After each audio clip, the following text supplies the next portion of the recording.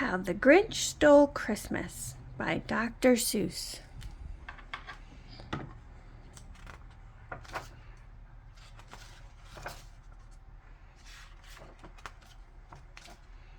For Teddy Owens. For every Who down in Whoville liked Christmas a lot. But the Grinch, who lived just north of Whoville, did not. The Grinch hated Christmas, the whole Christmas season. Now, please don't ask why. No one quite knows the reason. It could be his head wasn't screwed on just right. It could be perhaps that his shoes were too tight.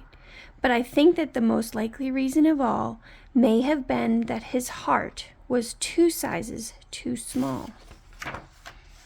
But whatever the reason, his heart or his shoes, he stood there on Christmas Eve, hating the Whos, staring down from his cave with a sour, grinchy frown at the warm, lighted windows below in their town. For he knew every Who down in Whoville beneath was busy now hanging a mistletoe wreath. And they're hanging their stockings, he snarled with a sneer. Tomorrow is Christmas. It's practically here. Then he growled with his grinchy fingers, nervously drumming. I must find some way to stop Christmas from coming. For tomorrow, he knew. All the Who girls and boys would wake bright and early. They'd rush for their toys. And then, oh, the noise, noise. That's one thing he hated, the noise. When the Whos, young and old, would sit down to a feast, and they'd feast, and they'd feast, and they'd feast.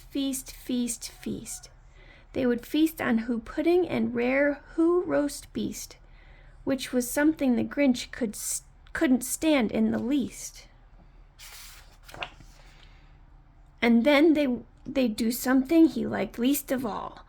Every Who down in Whoville, the tall and the small, would stand close together with Christmas bells ringing. They'd stand hand in hand, and the Whos would start singing. They'd sing and they'd sing and they'd sing. And the more the Grinch thought of the Who Christmas sing, the more the Grinch thought, I must stop this whole thing. Why, for 53 years I've put up with it now. I must stop this Christmas from coming. But how? Then he got an idea, an awful idea. The Grinch got a wonderful, awful idea. I know just what to do, the Grinch laughed in his throat, and he made a quick Santa Claus hat and a cloak. And he chuckled and clucked, what a great Christmas trick. With this coat and this hat, I look just like Saint Nick. All I need is a reindeer, the Grinch looked around, but since reindeer are scarce, there was none to be found. Did that stop the old Grinch? No, the Grinch simply said, if I can't find a reindeer, I'll make one instead. So he called his dog Max, then he took some real thread, and he tied a big thorn on the top of his head. Then he loaded some bags and some empty sacks on a ramshackle sleigh, and he hitched up old Max. Then the Grinch said, giddy up, and the sleigh started down toward the homes where the Whos lay a snooze in their town. All their windows were dark, quiet snow filled the air. All the Whos were all dreaming sweet dreams without care.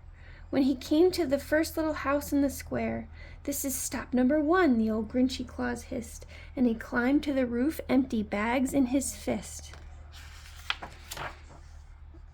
But then he slid down the chimney, a rather tight pinch, but if Santa could do it, then so could the Grinch. He got stuck only once for a moment or two, then he stuck his head out of the fireplace flue, where the little Who stockings all hung in a row. These stockings, he grinned, are the first things to go.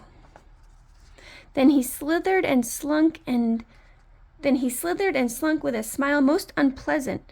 Around the whole room he took every present. Pop guns and bicycles, roller skates, drums, checkerboards, tricycles, popcorns, and plums. And he stuffed them in bags, and the Grinch very nimbly stuffed all the bags one by one up the chimbley. Then he slunk into the icebox. He took the Who's feast. He took the Who pudding. He took the roast beast. He cleaned out that icebox as quick as a flash. Why, that Grinch even took their last can of Who hash. Then he stuffed all the food up the chimney with glee, and now, grinned the Grinch, I will stuff up the tree. And the Grinch grabbed the tree, and he started to shove, when he heard a small sound like the coo of a dove. He turned around fast, and he saw a small Who, little Cindy Lou who was not more than 2. The Grinch had been caught by this tiny Who daughter, who'd got out of bed for a cup of cold water. She stared at the Grinch and said, Santa Claus, why? Why are you taking our Christmas tree? Why? But you know that old Grinch was so smart and so slick. He thought up a lie, and he thought it up quick. Why, my sweet little tot, the fake Santa Claus lied. There's a light on this tree that won't light on one side. So I'm taking it home to my workshop, my dear. I'll fix it up there, then bring it back here. And his fib fooled the child. Then he patted her head, and he got her a drink, and he sent her to bed. And when Cindy Lou Who went to bed with her cup, he went to the chimney and stuffed the tree up. Then the last thing he took was the log for their fire. Then he went up the chimney himself, the old liar. On the walls he left nothing but hooks and some wire. And this one speck of food that he left in the house was a crumb that was even too small for a mouse. Then he did the same thing to the other Who's houses, leaving crumbs much too small for the other Who's mouses.